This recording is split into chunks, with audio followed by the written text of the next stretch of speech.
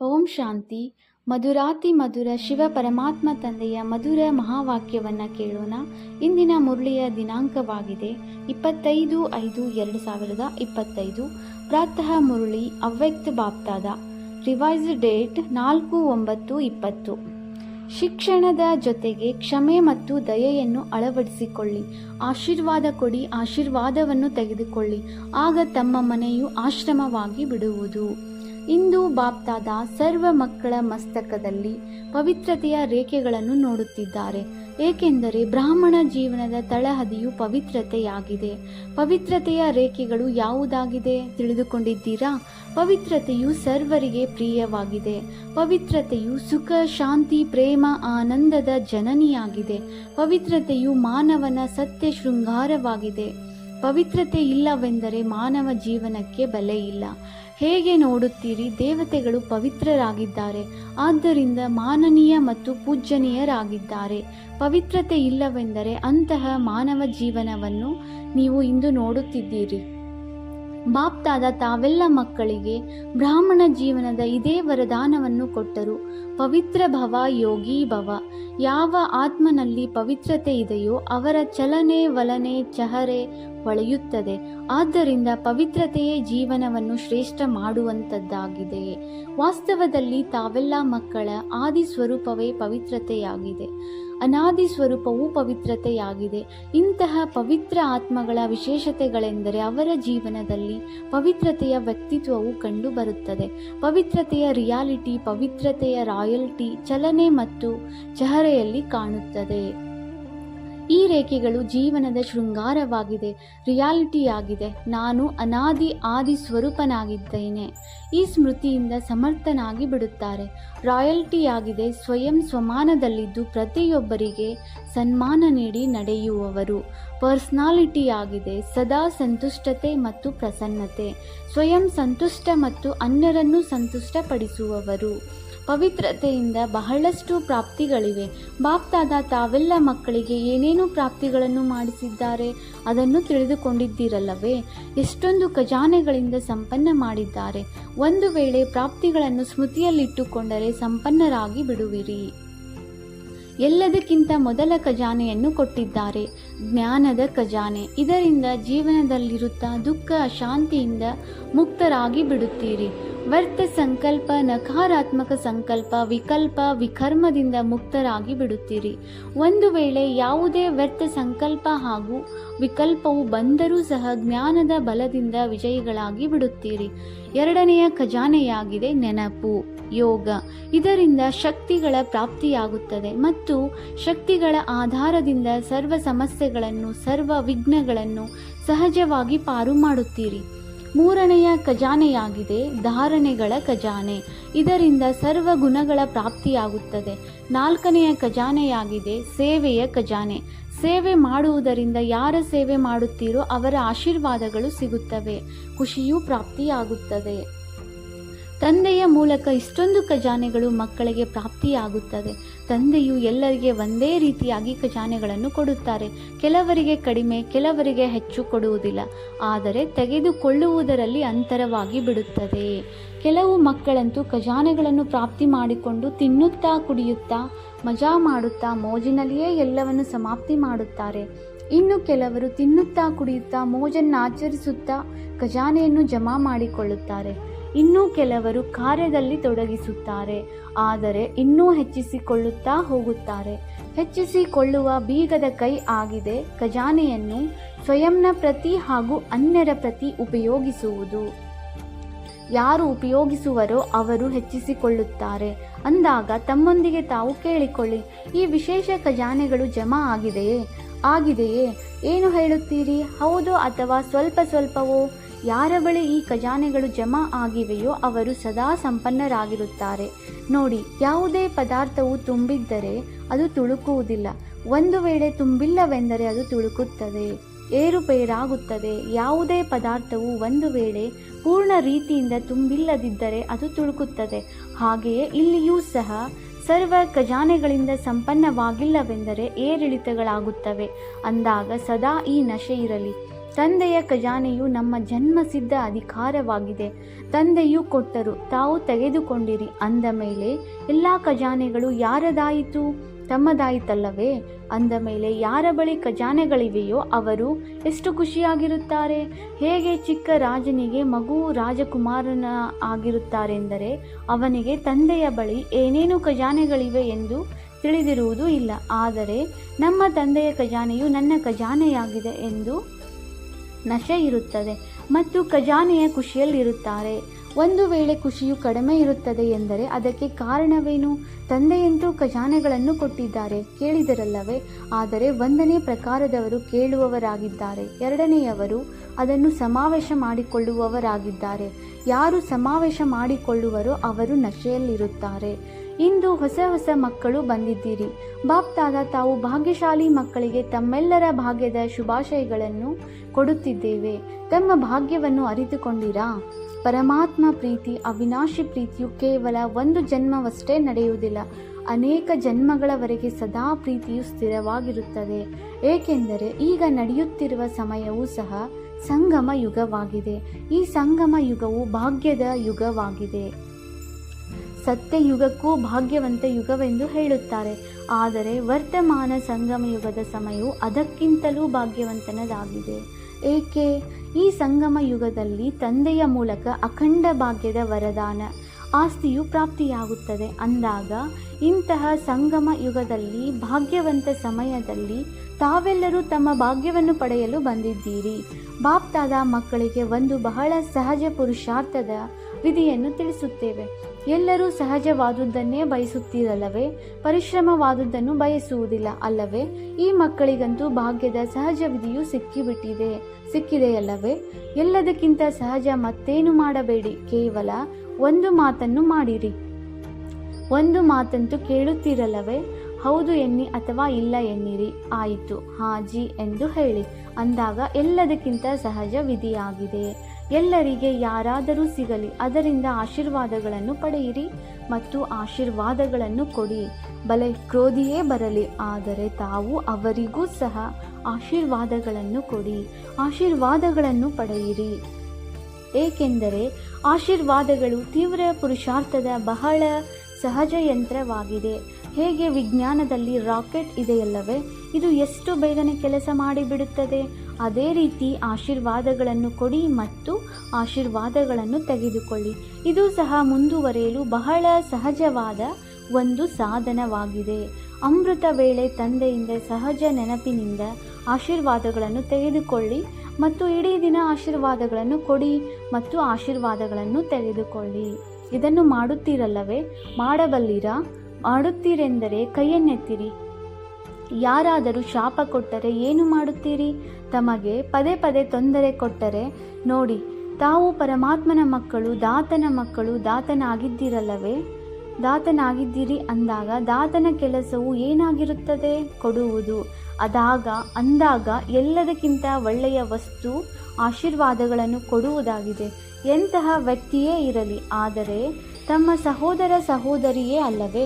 ಪರಮಾತ್ಮನ ಮಕ್ಕಳು ಸಹೋದರ ಸಹೋದರಿಯರಾಗಿದ್ದಾರಲ್ಲವೇ? ಅಂದಾಗ ಪರಮಾತ್ಮನ ಮಗುವಾಗಿದ್ದಾರೆ. ನನ್ನ ಈಶ್ವರಿಯ ಸಹೋದರನಾಗಿದ್ದಾರೆ, ಈಶ್ವರಿಯ ಸಹೋದರಿಯಾಗಿದ್ದಾರೆ. ಅವರಿಗೇನು ಕೊಡುತ್ತೀರಿ? ಶಾಪ ಕೊಡುತ್ತೀರಾ? ತಂದೆಯಾದರೂ ಶಾಪ ಕೊಡುತ್ತಾರೆಯೇ? ತಂದೆ ಎಂದಾದರೂ ಶಾಪ ಕೊಡುತ್ತಾರೆಯೇ? ಕೊಡುವವರೇ? ಹೌದು ಅಥವಾ ಇಲ್ಲ ಎನ್ನಿರಿ. ಬಹಳ ಖುಷಿಯಾಗಿರುತ್ತೀರಿ. ಏಕೆ? ಒಂದು ವೇಳೆ ಶಾಪ ಕೊಡುವವರಿಗೂ ಸಹ ತಾವು ಆಶೀರ್ವಾದ ಕೊಡುತ್ತೀರಿ.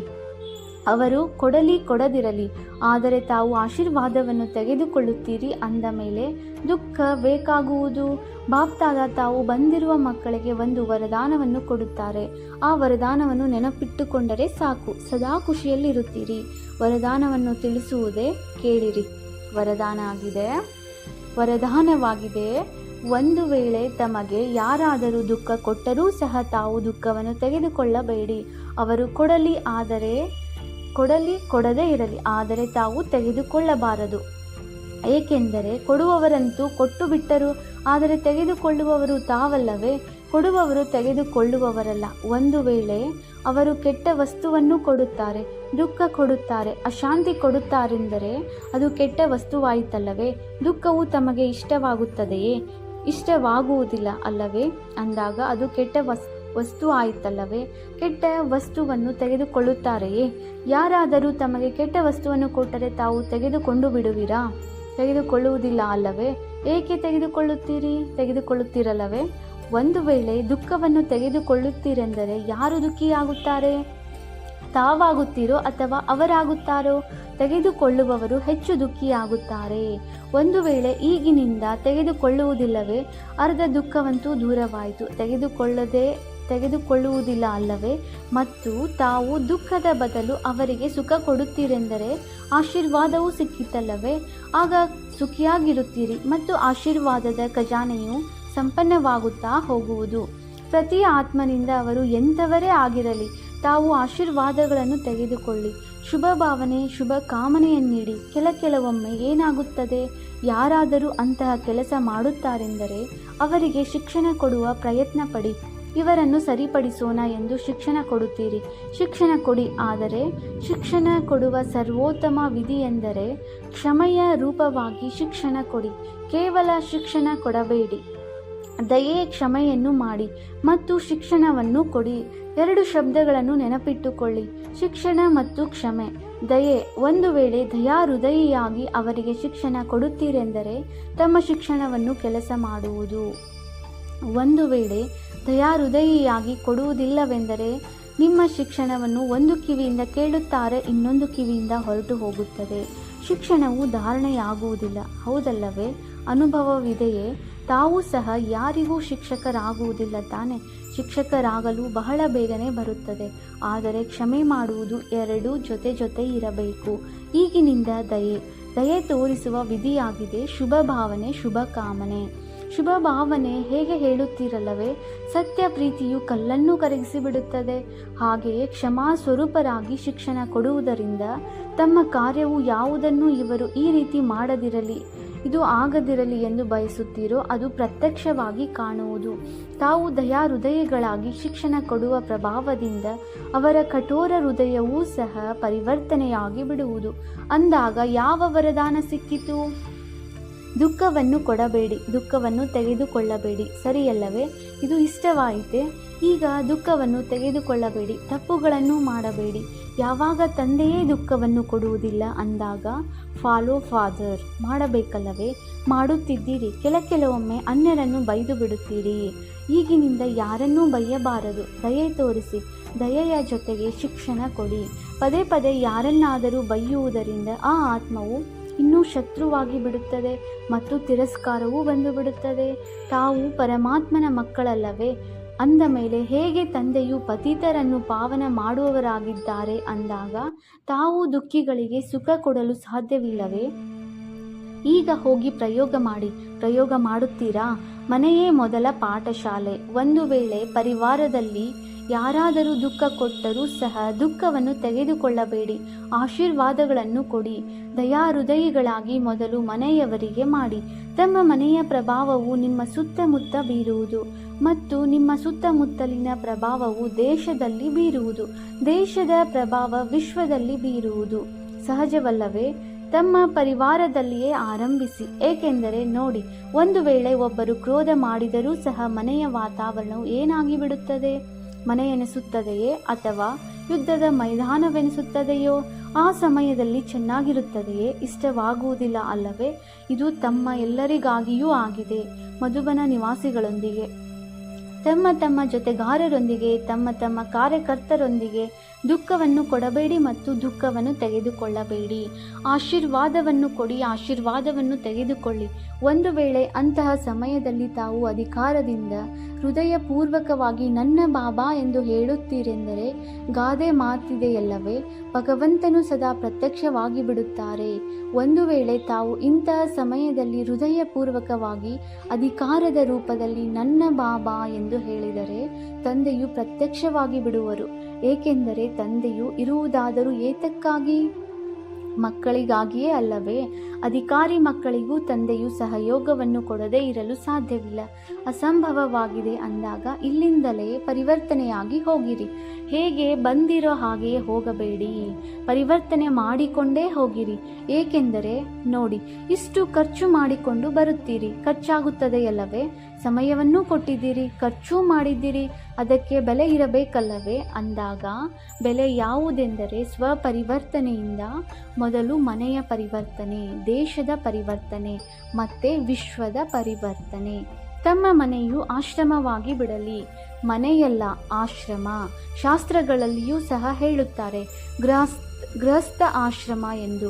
ಆದರೆ ಇಂದು ಆಶ್ರಮವಲ್ಲ, ಆಶ್ರಮವೇ ಬೇರೆಯಾಗಿದೆ, ಮನೆಯೇ ಬೇರೆಯಾಗಿದೆ ಅಂದಾಗ ಈಗ ಮನೆಯನ್ನು ಆಶ್ರಮ ಮಾಡಿಕೊಳ್ಳಿ. ಆಶೀರ್ವಾದಗಳನ್ನು ಕೊಡುವುದು ಮತ್ತು ತೆಗೆದುಕೊಳ್ಳುವುದು ಇದು ಆಶ್ರಮದ ಕಾರ್ಯವಾಗಿದೆ.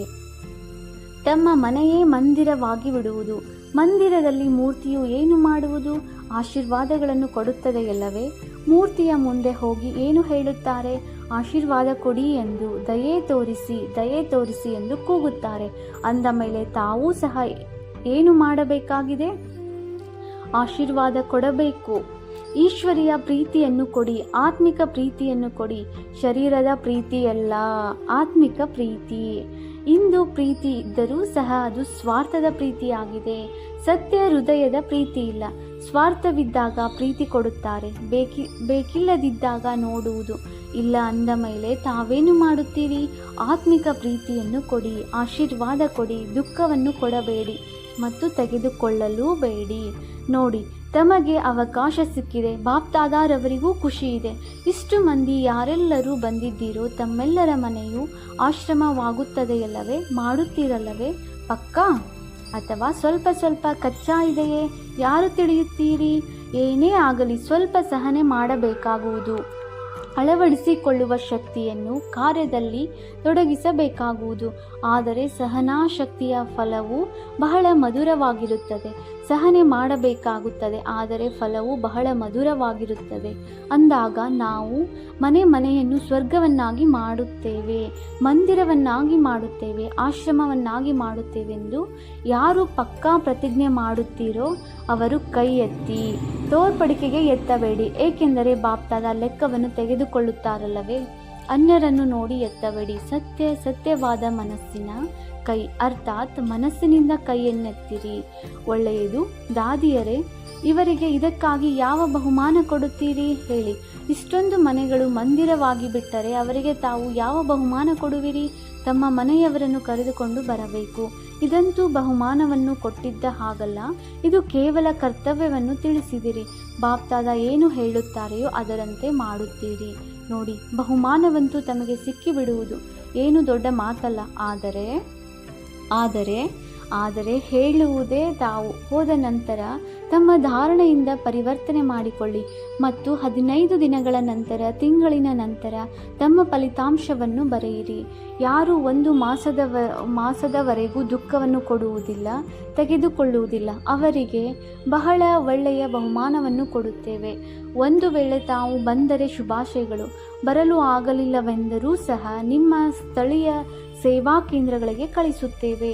4 ಕಡೆಯ ಪರಮಾತ್ಮನ ಪ್ರೀತಿಯ ಅಧಿಕಾರಿ ಮಕ್ಕಳಿಗೆ 4 ಕಡೆಯ ಸರ್ವ ಖಜಾನೆಗಳಿಂದ ಸಂಪನ್ನ, ನಿರ್ವಿಘ್ನ, ನಿರ್ವಿಕಲ್ಪ, ನಿರ್ವರ್ತ ಸಂಕಲ್ಪ ಇರುವಂತಹ ಶ್ರೇಷ್ಠ ಆತ್ಮಗಳಿಗೆ, ಜೊತೆಗೆ ಸರ್ವ ಪರಿವರ್ತನೆ ಮಾಡಿಕೊಳ್ಳುವಂತಹ ಮತ್ತು ಮಾಡಿಸುವಂತಹ, ಒಲವು ಉತ್ಸಾಹದಲ್ಲಿ ಹಾರುವಂತಹ ಮಕ್ಕಳಿಗೆ, ಜೊತೆಗೆ ಬಾಪ್ದಾದಾರವರಿಗೆ ಸತ್ಯ ಹೃದಯದ ಸಮಾಚಾರವನ್ನು ನೀಡಿದಂತಹ ಸತ್ಯ ಹೃದಯವಂತ ಮಕ್ಕಳಿಗೆ, ವಿಶೇಷ ಹೃದಯ ರಾಮ ರೂಪದಲ್ಲಿ, ತಂದೆಯ ರೂಪದಲ್ಲಿ, ಶಿಕ್ಷಕನ ರೂಪದಲ್ಲಿ, ಸದ್ಗುರುವಿನ ರೂಪದಲ್ಲಿ ಪದುಮಾಗುಣ ನೆನಪು, ಪ್ರೀತಿ ಹಾಗೂ ನಮಸ್ತೆ.